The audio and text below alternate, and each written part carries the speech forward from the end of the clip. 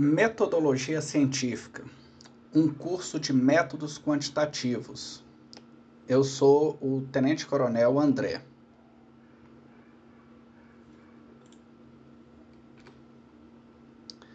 Nesta aula, falaremos sobre análise de dados, mais especificamente sobre estatística descritiva, percorrendo os tipos de dados, as medidas de posição e dispersão, até a análise exploratória de dados.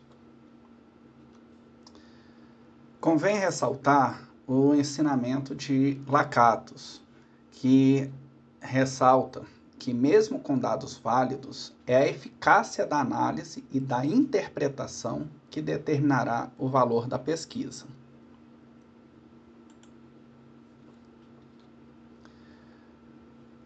Lakatos ainda define algumas fases dentro da análise de dados. Então, depois que a gente coleta os dados, a gente vai fazer uma etapa de seleção dos dados. O que é isso? É verificação por erros, falhas, tem dados que estão faltando, como é que você vai abordar esses erros, como é que você vai tratar esses erros na sua base de dados.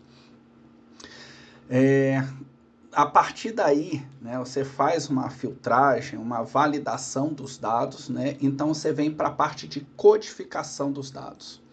Na codificação dos dados, você vai buscar categorizar seus dados, transformar seus dados que são textuais em códigos, muitas vezes códigos numéricos ou alfanuméricos, ou ainda em palavras-chave, que é para você conseguir colocar tudo isso num formato de tabela. Então, essa tabulação que vai propiciar a fase de análise.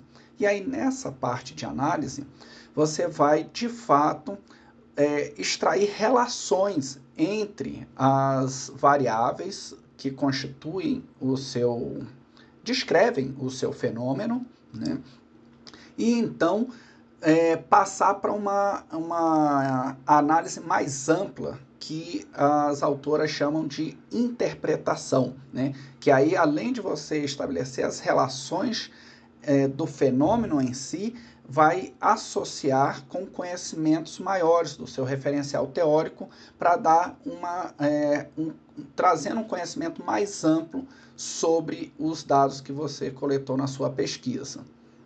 O que então vai permitir com que você dê significado, apresente conclusões a partir do seu dado, da sua análise de dados. E quando a gente fala então em análise de dados, a gente está querendo falar também bastante da parte de análise estatística, até porque esse é um curso de métodos quantitativos. Então, dentro da estatística, a gente vai falar hoje da parte descritiva, a estatística descritiva, sem, claro, esgotar o assunto, apenas abrindo portas para o melhor entendimento dessa parte. Depois a gente vai falar sobre probabilidade e finalizar o curso com a estatística inferencial. Então vamos dar sequência ao conteúdo. Na parte de estatística descritiva, a gente vai falar sobre técnicas que permitem organizar, resumir e apresentar os dados, de forma a gente extrair significado, passar do dado para o estágio de informação e conhecimento. E para a gente começar a falar sobre isso, a gente tem que entender quais são os tipos de dados que a gente vai lidar. Então, basicamente, a gente pode lidar com variáveis qualitativas ou quantitativas. Dentro das variáveis qualitativas, nós temos as nominais e as ordinais.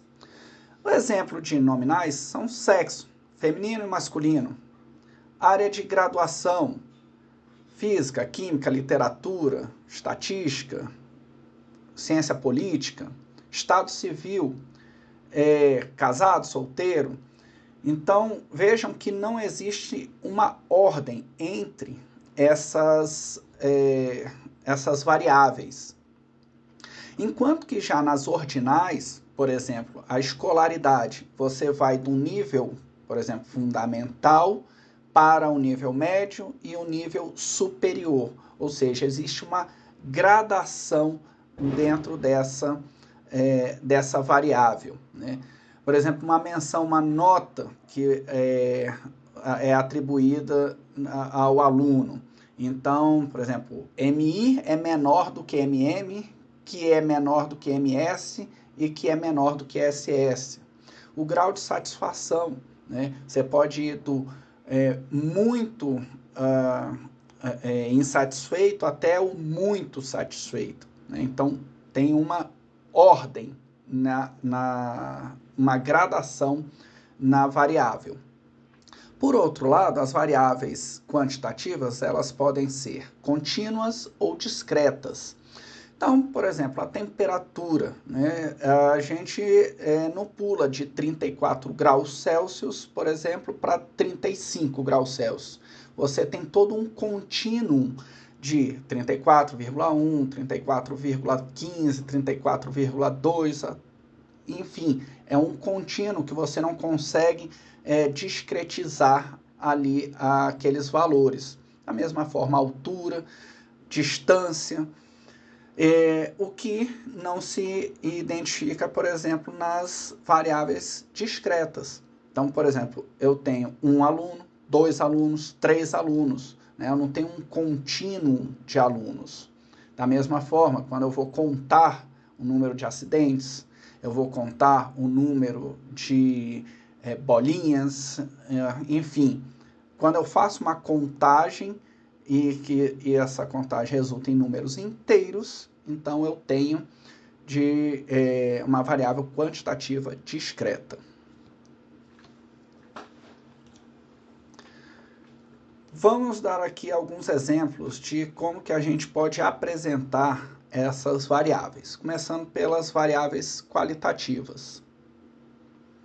Nas variáveis qualitativas, a gente pode ter um exemplo aqui de uma amostra de 110 pessoas e a qual são feitas, né, 2 perguntas, né? Qual o sexo e qual a escolaridade, né? E aí a gente vê aqui, né, que nessa primeira tabela a gente tem o sexo podendo ser feminino ou masculino. E aí, quantas pessoas responderam, né, dessas 110 serem do sexo feminino? 68, masculino 42, totalizando 110. E eu posso fazer isso em termos de percentagem. Então, vendo que o sexo feminino representa 61,8% da minha amostra e o masculino 38,2%. De forma similar, a gente vai ter a escolaridade, então fundamental, médio, superior. Então 18 pessoas do nível fundamental, 72 do nível médio e 20 do nível superior, e tendo aqui também as indicações dos percentuais dessas categorias, né? Essa é uma forma de apresentar os dados. Ainda apresentando os dados, só que agora eu vou juntar as 2 variáveis numa tabela só e aí fazer então uma análise bivariada.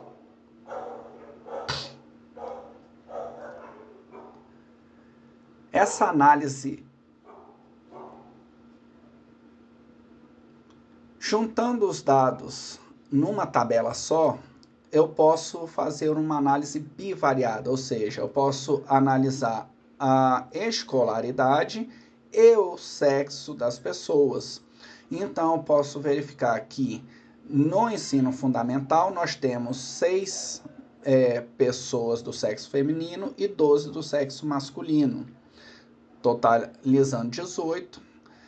E entre parênteses aqui eu coloco os percentuais de pessoas em relação ao total da amostra. E aqui, mais uma vez, né, no nível médio, a gente tem 47 do sexo feminino e 25 do sexo masculino. Aqui, 15 feminino e 5 masculino. E aí eu posso extrair alguma informação a partir desses dados apresentados dessa forma. Então, posso ver aqui que o sexo masculino ele tem uma prevalência maior no ensino fundamental, enquanto que no nível médio e no nível superior, o sexo feminino é mais prevalente, né? Tem uma quantidade maior de mulheres nos níveis mais altos de escolaridade. Isso significa alguma coisa? Depende da minha análise. Vamos ver como que a gente pode apresentar esses dados de forma gráfica, né? Então, por exemplo, o sexo dos respondentes. Eu olho aqui e vejo que tinha 38,2% de sexo masculino e 61,8% de sexo feminino. Então, posso fazer esse gráfico de pizza ou de setores para apresentar esses dados. Outra forma de apresentar é o gráfico de barras. E aí eu posso colocar aqui, então, a quantidade de nível superior, de nível médio e de nível fundamental. Aqui a gente ainda vai falar bem mais sobre a apresentação gráfica dos dados. Antes de passar para a apresentação gráfica dos dados, vamos entrar nas variáveis quantitativas.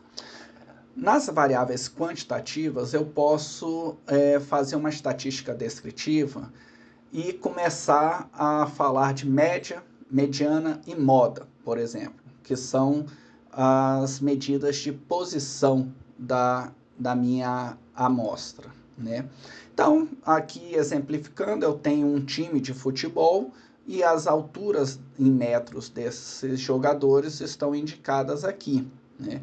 Então, qual que é a média desses jogadores? Eu pego cada altura, somo e divido pelo número total de alturas, no caso aqui 11.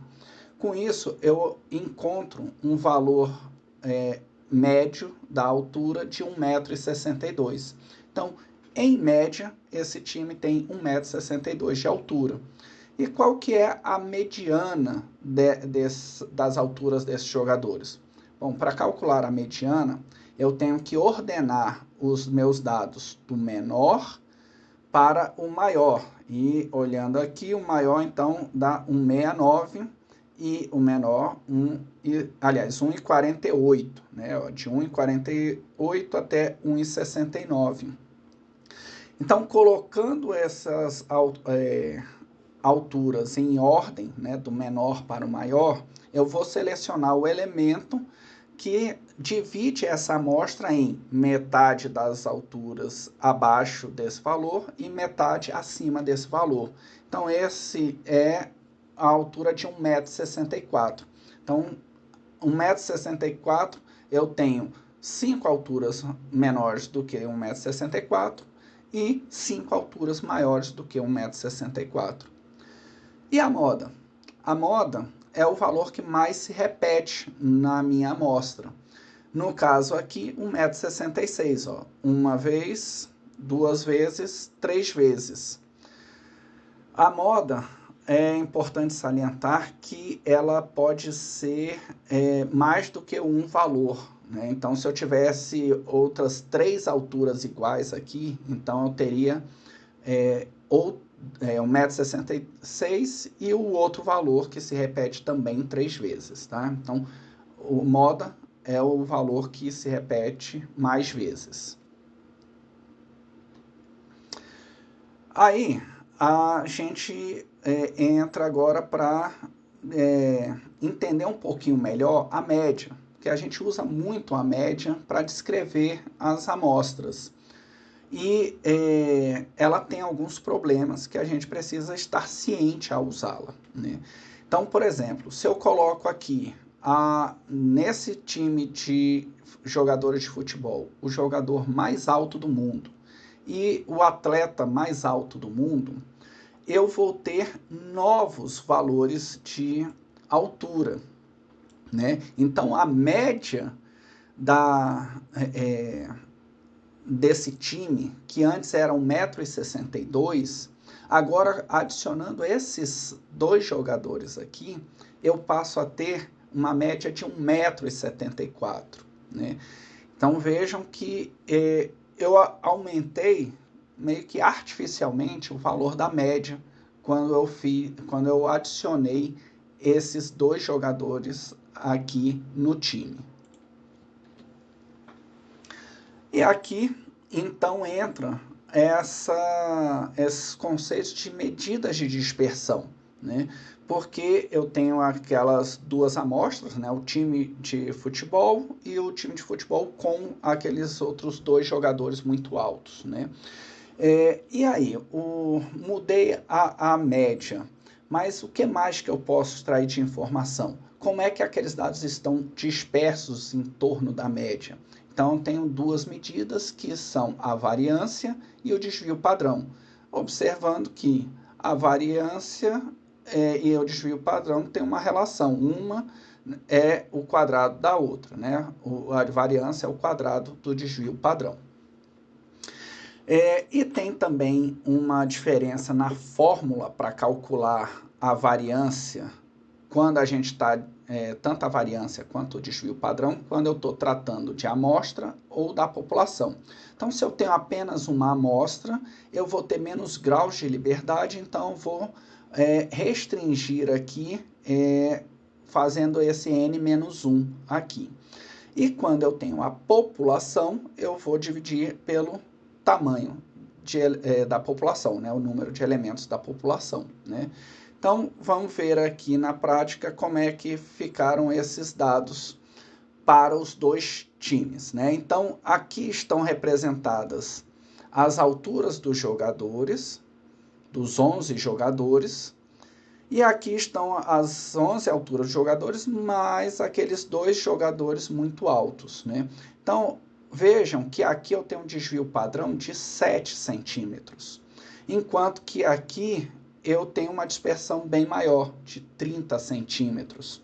E a vantagem de usar o desvio padrão é porque ele está na mesma unidade de medida da minha variável. Então, minha variável é a altura, ela estava medida em metros. O desvio padrão vai estar em metros também.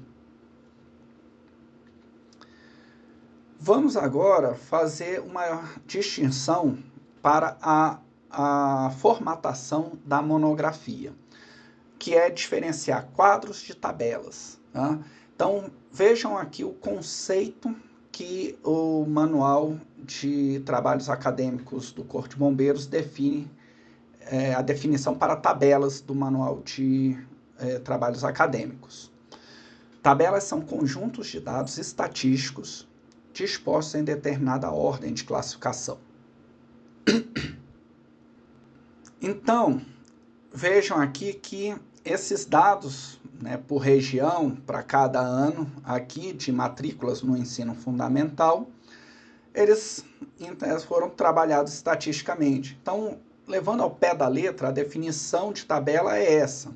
Mas a gente pode ser um pouco menos rigoroso e interpretar tabelas como conjuntos de dados numéricos que vão estar dispostos nesse formato aqui de tabela, e que a tabela, então, tem as laterais abertas, vejam aqui, não tem um fechamento, e tem traços mais grossos no cabeçalho da tabela e na última linha da tabela. A gente não tem separação de linha por linha, e esses traços aqui intermediários, separando as colunas, eles são optativos. A gente tem aqui o nome da tabela, né, com uma numeração progressiva, e a fonte da tabela, da onde é que vêm os dados, aqui no rodapé da tabela.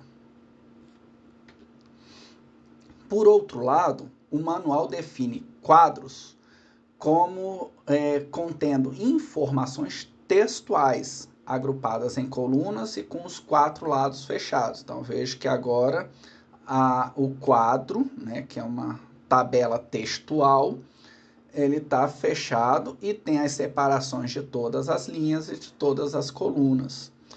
Da mesma forma, a gente vai identificar aqui o quadro como uma figura, e aqui embaixo a gente vai ter a fonte da informação daquele quadro. Vamos agora ver um outro tipo de tabela, né, que a gente pode tratar da frequência acumulada, né? Então vamos pegar aqui um exemplo de distribuição da faixa etária da população do Distrito Federal. Então separou aqui em categorias, né, de 0 a 9, 10 a 19, até 80 ao mais anos de idade.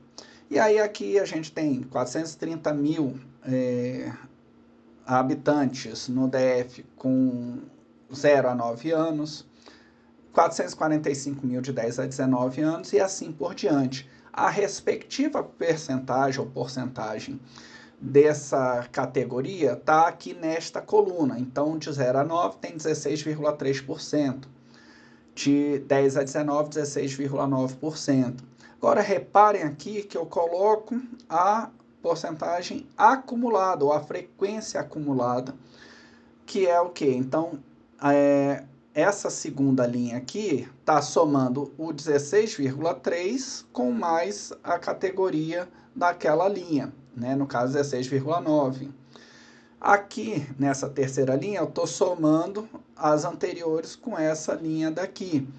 E aí, para que isso é interessante? Por exemplo, eu posso identificar a minha mediana, né? Então, a minha mediana, né, que divide a minha amostra em metades, então eu vejo que aqui a idade, né, que divide a população em mais novos e mais velhos, está na faixa de 20 a 29 anos. Tá? E aí eu posso identificar outros intervalos também. Outra forma de apresentar os dados, né, é um gráfico de distribuição de frequência, né? Então, quantas pessoas têm aqui de 0 a 9 anos? Quantas pessoas têm de 10 a 19? E aqui, por exemplo, eu consigo ver mais claramente, né, que a maior parte da população está de 20 a 29 anos. Tá? Vamos dar um outro exemplo, que é com o rendimento médio no Brasil, né, a partir dos dados do IBGE com a Pesquisa Nacional de Amostra de Domicílios. Lá em 2019, eles verificaram que o rendimento médio do brasileiro é de R$ 2.308. Mas eu posso segmentar, granular essa informação para ter uma informação de maior qualidade. Então, se eu pego aqui e divido as faixas de renda em 10 partes, né? Então vou ter o que? TCIS. Então, eu posso ver aqui até 10%. Quem ganha até 10% da renda ganha, em média, R$ 267. De 10 a 20% da população ganha, em média, R$ 675. Vejam aqui que os 10% mais ricos da população ganham, em média, R$ 9.706. Olha aqui, então, onde estava a nossa média. Mas veja que essa média, ela deixa aqui para baixo cerca de 70% da população ganhando abaixo desse rendimento médio, né? E a gente ainda pode granular mais, segmentar mais o dado e verificar que de 90% a 95% ganham, em média, R$ 5.429. de 95% a 99%, R$ 10.313. E já o 1% mais rico da população no Brasil ganha R$ 28.659. Então vejam, né? Aqui, 10% mais rico, 9.700. Mas se você pega aqui o 1% mais rico, ou seja, estou separando em percentis, a gente já tem aqui 3 vezes mais, né, do que a gente tinha dos 10%, né, a média dos 10%. Então a gente vai vendo como que a renda então está concentrada, né? E a gente tem então essas formas de dividir a minha base de dados para verificar melhor, né? Ou seja, uma informação com maior qualidade do que a média, né?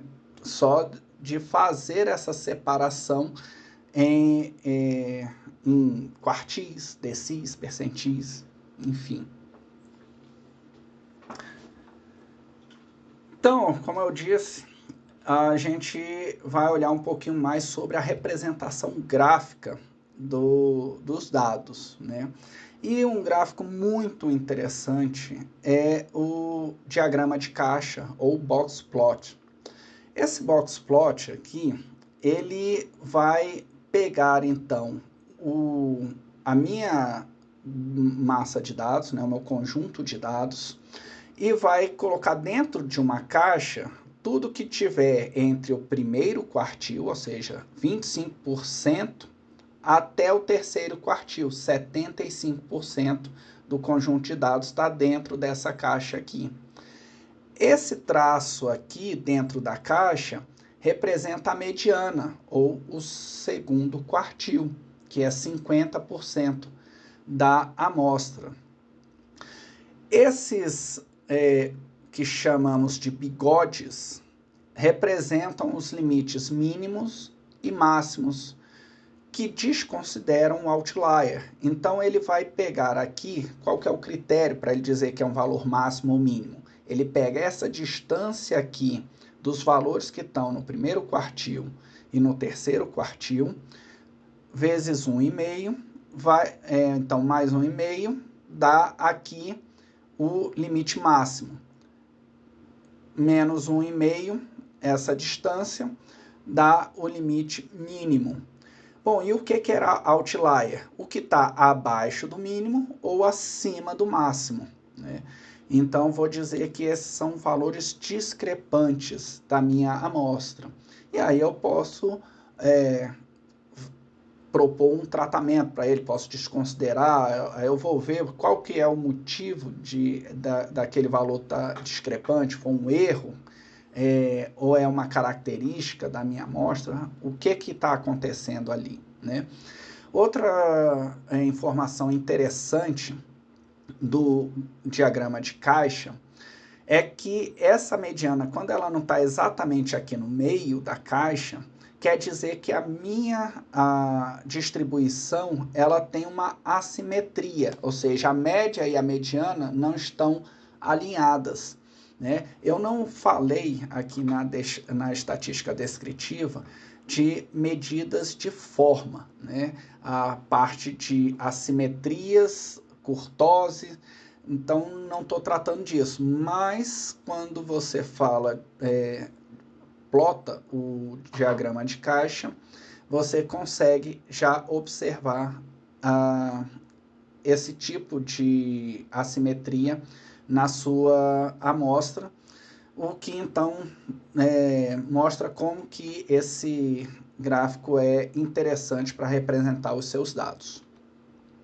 Mas a gente não tem só o diagrama de caixa, né? A gente tem muito mais gráficos, né? Gráficos de barras, que a gente já viu, gráfico de pizza, de coluna, de linhas, né? Os gráficos de dispersão, gráficos de área e gráfico de radar. Vamos olhar um pouquinho cada um desses. Aliás, antes de falar sobre cada gráfico, né? Vamos falar um pouquinho sobre os 10 mandamentos da elaboração de gráficos, né? Isso aqui é o professor Leonardo Monastério, que elaborou esses mandamentos, meio que uma brincadeira séria dele, sobre como traçar os gráficos e colocar adequadamente na sua pesquisa. Então ele começa a falar que os gráficos devem ser respeitados como se fossem textos, né? Quando a gente vai escrever um texto monográfico, um texto científico, uma redação, o que for, a gente se esmera, a gente revisa, a gente toma cuidado, busca a melhor forma de apresentar aquela ideia, substitui palavras, não deixa, né, muitas palavras repetidas, usa sinônimos, enfim, tudo para deixar o entendimento o melhor possível. Então, da mesma forma, a gente tem que tratar os gráficos, né, deixá-los claros para o leitor. Segundo mandamento, não farás gráficos com nome de comida. E aí aqui vamos dizer assim, uma implicância que o professor tem e boa parte da comunidade tem com os gráficos de pizza, por exemplo, né? Ou aqueles gráficos de rosquinha, né? Donuts, alguma coisa assim. Porque nem sempre eles dão uma boa noção das proporções dos elementos que estão ali representados. Outro mandamento, não farás gráficos 3D, né? Então ele abomina os gráficos tridimensionais, até porque você está colocando algo tridimensional numa folha bidimensional e pode e vai provocar, né, distorções. Pouparás o toner da impressora é o quarto mandamento, e ele quer tratar aqui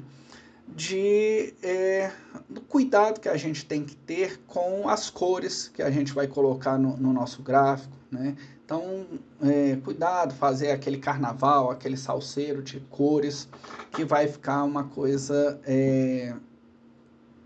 ruim de visualizar, né? Plotarás e apenas um eixo Y, né? Então eu vou fazer um gráfico de dispersão com duas variáveis, tá? Um x e um y, e não um x e dois y, né? No mesmo gráfico, porque isso aí pode induzir o leitor a identificar correlações que não existem na realidade, mas elas apareceram porque você manipulou os limites do gráfico, colocando dois eixos y no seu gráfico. Sexto mandamento, amarás os tons de cinza sobre todas as outras cores, né? Mais uma vez, né, você vai poupar o toner, né, na plotagem do seu gráfico, né? Então não vai carregar muito de cor, não vai colocar, né, aqueles fundos, e também não vai fazer nada muito colorido, né? Pense que muitas das vezes você vai imprimir sua monografia, ou ela vai para um leitor sem cores, né? E não está a mesma cor que estava na sua tela de computador. Então, mesmo imprimindo colorido, nem sempre vai estar bem representado. Então, pense na leitura em preto e branco. Não manipularás os limites dos gráficos, né? Então ele recomenda sempre, né, o gráfico começar no zero, né, por exemplo, de 0 a 100%, né, para você não magnificar, por exemplo, variações que elas só aparecem dando uma tendência, por exemplo, de crescimento ou de decréscimo, mas só porque você ampliou demais o limite do gráfico, tá? Não omitirás os rótulos, legendas e fontes. Então, o gráfico ele tem que ser uma coisa para bater o olho e entender diretamente, rapidamente, né? Então, não precisa recorrer muito ao texto para entender o que está ali no gráfico. Por isso, vai se evitar... aliás, não vai deixar né, de colocar o rótulo, né, a legenda, as fontes dos seus dados. O nono mandamento, né, não usarás o gráfico padrão do seu software predileto, e aqui ele está fazendo uma indireta, né, ao Excel, que ele produz lá os tipos padrões de gráfico, e aí às vezes você leva aquilo ali já sem fazer uma manipulação, uma revisão, né, conectado lá com o primeiro mandamento, né, trabalhar melhor a apresentação do seu gráfico, né. Isso aí vale também, né, hoje em dia, para aquele Google Formulários, que ele já te dá lá uns gráficos prontos sobre as respostas que você obteve. Então, isso aí é o nono mandamento, né? Cuidado ao aproveitar esses gráficos prontos. E por fim, né, ele fala que você deverá respeitar os mandamentos, mas se quiser pode desrespeitar. Ou seja, isso aí não é uma regra fundamental, né? Como eu disse, é meio que uma brincadeira que ele faz para trazer uma reflexão sobre a produção dos gráficos, tá? Quem quiser ver a explicação dele mesmo, tá aqui a fonte, né? Tem um vídeo dele no YouTube explicando os 10 mandamentos. E ele ainda traz vários exemplos de como não fazer um gráfico, né? Então veja aqui, né? Um gráfico 3D com um monte de cores, ou seja, não está poupando toner, não está amando os tons de cinza. Então ele está aqui num eixo os anos, no outro eixo os países, aqui as quantidades, aí aqui na profundidade cada barrinha dessa é, né, um país, uma cor para, desculpa, um ano, cada cor um ano, uma verdadeira bagunça, né? Não dá para considerar um gráfico desse como de boa qualidade. Outro aqui, o gráfico de pizza, que a gente tem muito problema com o gráfico de pizza, né? Então vejam, né? Você consegue identificar aqui, né, o emoji mais utilizado, segundo, terceiro talvez, e depois não tem mais informação de nada, né? Então não tem representatividade isso aqui. Olha aqui outro problema com o gráfico de pizza, né? E ainda aqui 3D, que além disso ainda deforma para a gente ver aqui a área, né? Interpretar essa área como maior do que essa outra área ou que essa outra área, né? Fica uma coisa meio em profundidade. Então a gente tem que ter muito cuidado ao usar o gráfico de pizzas. Outro exemplo a não ser seguido, porque como lá no gráfico de pizza, a gente não interpreta muito bem a área, né? Então veja aqui que de 2007 para 2009 tem uma queda aqui, né, de quase 3 vezes aqui, né? No entanto, essa área toda aqui, que ele aumentou a altura, né, da chama aqui, para representar esses 588 mil quilômetros quadrados. Só que quando ele aumenta a altura, ele aumenta também a largura da figura. E então fica desproporcional a essas duas variações aqui, né? A variação desse para esse aqui. Então dá a impressão de que aqui é muito menor do que esse. Na verdade, é só uma proporção aí de 1 para 3, né? Olha aqui outro exemplo de manipulação dos limites do gráfico, né? Então, em vez de você começar lá em 0, você começa aqui em 49%, e aí esse candidato aqui está com 49, então, 0,07, ou seja, praticamente nada de altura. E esse outro que está um pouquinho só a mais, né? Se a gente olhasse no gráfico de 0 a 100, está com 50,66, mas esse cilindro dele aqui aparenta ter uma altura muito maior do que essa aqui desse outro candidato, né? Então, né, na época de eleições, é um festival de manipulação de gráficos. Esse aqui é um gráfico que a gente poderia chamar de macarronada, né? Então, tem várias linhas aqui e as cores até às vezes se repetem, né? Por exemplo, Peru e Uruguai aqui, e acaba que você não consegue identificar bem o que ele está querendo dizer aqui, né? Você não consegue identificar país por país. Então, a gente tem que selecionar só alguns elementos para colocar no gráfico, porque senão eu não consigo visualizar adequadamente. Agora vamos falar sobre o uso indicado para cada tipo de gráfico. Então, por exemplo, o gráfico de pizza, apesar dele ser muito criticado, ele é utilizado, até muito utilizado, né, para dar uma noção de proporcionalidade entre as medidas. Então, por exemplo, aqui, né, a gente pode ver que bicicletas, 10% dos brinquedos doados, 40% são carrinhos, 30% bonecas e 20% bolas, por exemplo, tá? Então, uma utilização desse gráfico. O gráfico de colunas ou barras, né, que aí a única diferença entre eles basicamente é estarem na vertical ou na horizontal, né? Eles são utilizados quando a intenção é comparar resultados entre duas ou mais grandezas. Então, por exemplo, aqui está comparando o número de alunos de uma escola em cada série, 7º, 8º e 9º ano.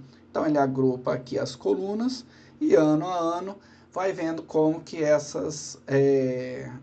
o tamanho dessas turmas foi evoluindo, né?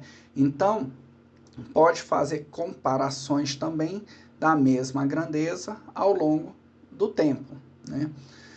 E a gente consegue, então, visualizar, por exemplo, que o 8º ano é sempre a turma com o menor número de alunos nessa escola aqui, né, ao longo de todos os anos, né? E que a quantidade de alunos vem crescendo ao longo dos anos, tá? Aqui alguma medida, a gente vê que o Japão tem 87 e Andorra 84 e assim vai descendo até aqui a Austrália com 82, né? E aí vejam que, né, aqui como está cortado, a gente não sabe qual que é a medida, né? 87 o quê, né? Então, cuidado aí na hora de representar os dados graficamente. Gráficos de linhas, né? Então também bom para representar a evolução temporal, né? E aí a gente poderia identificar períodos de crescimento, períodos de diminuição ou de estabilidade. Então, dá para analisar grandezas ao longo do tempo, né? Além de a gente poder fazer também a dispersão, né? Colocar uma variável aqui no eixo X, a outra, no eixo Y, e aqui no eixo X, e verificar se tem relações entre as grandezas. Aqui, um gráfico que é menos utilizado, como eu já falei, a gente nem sempre consegue identificar bem as áreas para definir as grandezas, né? E para comparar as grandezas, melhor dizendo. Mas a gente pode usar os gráficos de área quando desejamos enfatizar a dimensão de determinada mudança durante um período, né? Então, por exemplo, a gente vai vendo aqui que essa instalação 2, ela foi aumentando os custos de produção no período de 2014 a meados de 2016, né? Em relação à instalação 1 e a instalação 3, por exemplo, a instalação 3 aqui manteve-se praticamente estável e A2 aqui aumentou, né? Da mesma forma que a gente pode olhar o lucro de diferentes lojas de supermercado. Então, ver que aqui a loja 4 aparentemente está com um lucro maior, né, do que as demais, mas certamente a loja 2 está com um lucro menor, né? E aí a gente, né, o problema das áreas, né, quão maior está aqui, né, então só no olhômetro não dá para distinguir muito bem. Gráfico de radar, ele é bem interessante porque a gente pode avaliar várias categorias ou vários fatores que interferem num comportamento ou numa variável e comparar esses fatores dentro dessa categoria. Então, por exemplo, aqui comparou esses fatores, né, público interno, meio ambiente, fornecedores, consumidores, clientes, comunidade, governo e sociedade, valores, transparência e governança, entre uma empresa de referência, o benchmark, e a empresa estudada, né? E aí a gente vê que, por exemplo, no fator meio ambiente, a empresa ela tem um índice até melhor do que a empresa de referência. Por outro lado,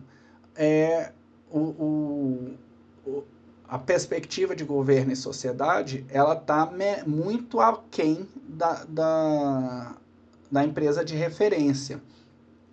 Então, por exemplo, eu poderia adotar aqui medidas para aumentar o nível de governo e sociedade dentro da minha empresa. Tá? Então, o gráfico de radar me ajuda nesse tipo de análise. O manual de trabalhos acadêmicos do Corpo de Bombeiros, ele adota os gráficos como figuras. Então, vou ter tanto os quadros como os gráficos numerados na mesma sequência como como figuras. Tá? E aí, da mesma forma, tem um título aqui e a fonte daquele gráfico. Uma forma também bem interessante de apresentar os dados é por meio de infográficos. Então, aqui eu vou combinar imagens com textos, gráficos, números, isso tudo para, por exemplo, facilitar o entendimento. Então, quando eu bato o olho aqui, eu sei que ele está falando sobre alimentação. E aí eu vejo ainda o texto e ele fala o que comem os atletas. Então, ele está falando sobre a dieta dos atletas, né? Então, o que ele vai me falar ali? Aí eu consigo olhar aqui, tem ovos, tem carne, proteína, tem fruta, suco, massas, enfim. Então, e ele ainda coloca um pouco de texto aqui para explicar isso, as informações principais que tem naquele infográfico. E aí, a gente vem naquela clássica pergunta, né? Entendeu ou quer que desenhe, né? Sim, eu quero sim que desenhe, porque o cérebro humano processa os dados visuais cerca de 60 mil vezes mais rapidamente do que o texto. Então, quando eu bato o olho num infográfico, por exemplo, eu vou ter um entendimento muito mais rápido, muito mais assertivo, se é claro ele for bem feito, do que se eu pegar páginas e páginas de texto. Vamos pegar aqui outro exemplo de infográfico, né? Então, para que eu consiga fazer um infográfico representativo, eu tenho que me perguntar qual é a principal questão que eu quero responder para o meu leitor, né? Então, no caso aqui, ele quer mostrar fatos do Snapchat, né? Então, ele quer mostrar que 41% dos adolescentes de 13 a 17 anos usam o Snapchat. Quase 9 mil Snapchats são enviados por segundo. 11% de todos os adolescentes usam mais o Snapchat do que todas as outras plataformas, né? Então, ele elabora questões que vão dar suporte às informações principais, né? Então são esses quadros. E aí ele aprofunda algumas informações, né? Pode mostrar um passo a passo, depende, né, do objetivo do meu infográfico, né? E lembrando que sempre o visual vai ser o mais importante, né? Porque eu vou bater o olho e ser atraído. Aquele infográfico vai chamar a atenção do leitor para a informação que eu quero passar. E aí eu posso usar ferramentas que são ou pagas, por exemplo, o CorelDRAW e o Adobe Photoshop, para tratar, né, imagens, fotos, por exemplo, com Photoshop, ou fazer desenhos, né, com Corel. Mas eu tenho também, por exemplo, para fazer desenhos, o Inkscape, que é uma ferramenta gratuita, vamos dizer, é o análogo do Corel. E o análogo do Photoshop é o GIMP, para tratar imagens, né, fotos. Eu posso fazer, né, clarear uma foto, retirar fundo, enfim, fazer vários tratamentos, né, fazer desenhos para colocar na minha pesquisa. Isso aqui eu ressalto porque às vezes a gente vê imagens de baixa qualidade, às vezes achou na internet, ou fez uma foto ou um scan de um gráfico, de uma tabela, de um livro, e não está com qualidade. Aí quando você coloca aquilo no seu texto, aquilo deprecia o texto. Então, tem ferramentas para você melhorar a qualidade dos seus gráficos, das suas imagens na monografia.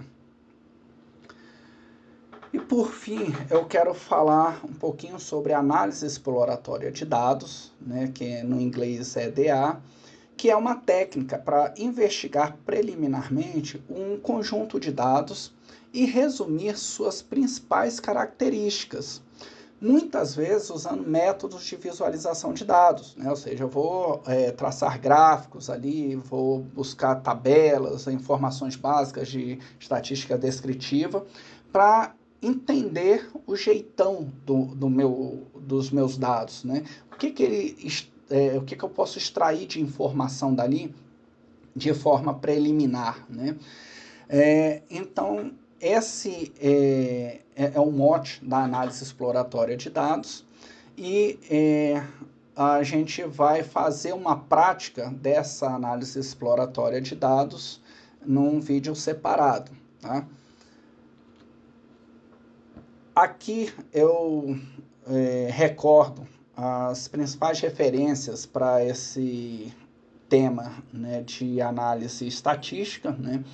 Nosso livro base, que é o Barbeta, de a Estatística Aplicada às Ciências Sociais.